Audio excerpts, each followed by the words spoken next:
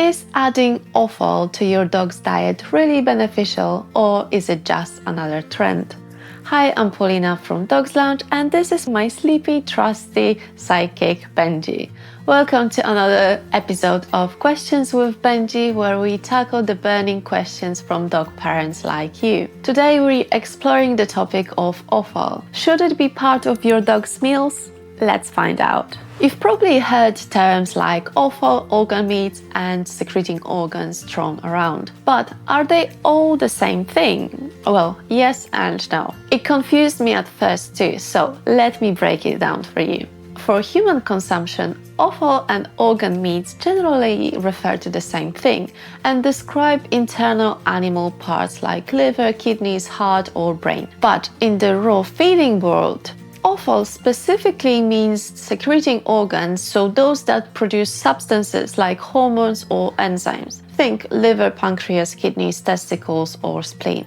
Non-secreting organs like heart, lungs, and gizzards are treated as organ meats and counted as part of the 80% of muscle meat. I'm talking here about the most popular 80-10-10 diet, where the secreting organs, or offal, should make up 10% of your dog's diet, with liver accounting for 5% and other organs making up the remaining 5%. So if at the end of the video you decide to add any of these to your dog's diet, you'll have a rough idea of what to give and how much, even if you're feeding kibble. Just one last thing, that 80% of muscle meat should include other parts of the animal, not just the non-secreting organs, as feeding them in large amounts can result in upset tummies and loose stools, as some, like heart for example, are very rich. Basically, think about it this way. If your dog was in the wild and managed to kill a rabbit, for example, how much of the animal would the heart, lungs, or liver be? Not that much, so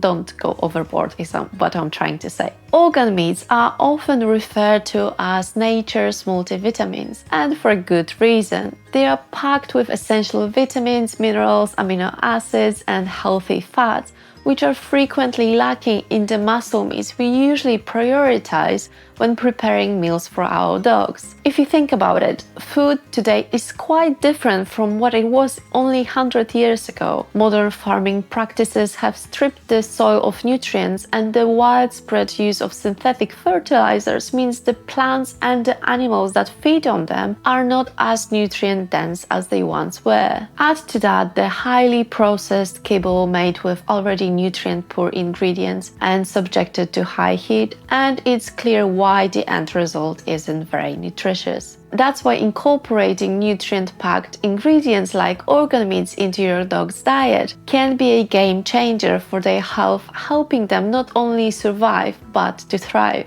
So, which organ meats should you feed your dog and how you can introduce them? A good place to start is liver. It's widely available in most large supermarkets and very affordable. More importantly, it's one of the most nutrient-dense foods you can find. Liver is packed with vitamin A, which is essential for eye health, skin, reproduction, and immune system, so ideal for dogs prone to infections. But that's not all. Liver also contains B vitamins like B2, B9, and B12, which support the nervous system, brain function, and cell production. It's rich in minerals such as zinc, iron, copper, and manganese, along with vitamins D and K2, amino acids, collagen, phospholipids, and even omega-3 fatty acids like EPA and DHA, which are mostly found in fish. What's great is that these nutrients are highly bioavailable, meaning they are easily absorbed by your dog's body. However, as with most things, balance is key. So don't go overboard by feeding too much liver, because it's so rich in vitamin A, and excess can lead to toxicity, since fat-soluble vitamins like A are stored in the liver and fatty tissues rather than being flushed out like water-soluble vitamins. When I fed Benji kibble, I used to make him liver cake or dehydrated liver treats, but after switching him to raw diet where liver was part of his daily meals, I cut back on liver-based treats to avoid overdoing it.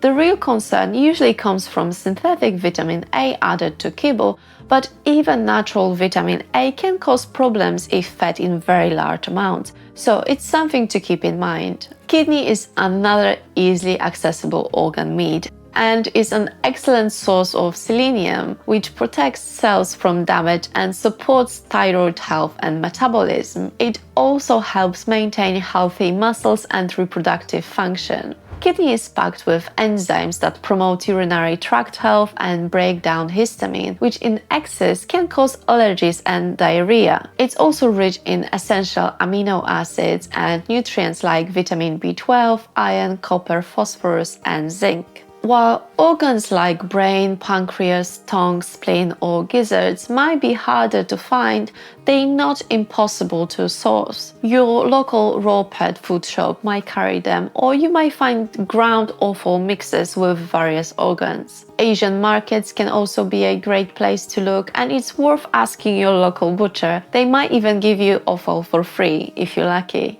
The key is to provide a variety of organ meats rather than just sticking with one or two. Every organ has a different nutrient profile, and even the same organ but from different animal will vary in nutritional value. When preparing Benji's meals, I rotate at least 4 different organs each month. I especially like feeding pancreas as it contains enzymes that aid digestion and nutrient absorption, easing the strain on the pancreas, which can be helpful for dogs on processed diets. So, how can you incorporate organ meats into your dog's diet? Start slowly if your dog isn't used to them to avoid tummy upset. They are best fed raw but can also be cooked or dehydrated. When buying fresh organs, portion them into smaller chunks and freeze them for at least a week to kill any potential parasites. If you're squeamish, blend them and freeze the mixture in silicone molds and then just pop a portion into your dog's bowl at mealtime.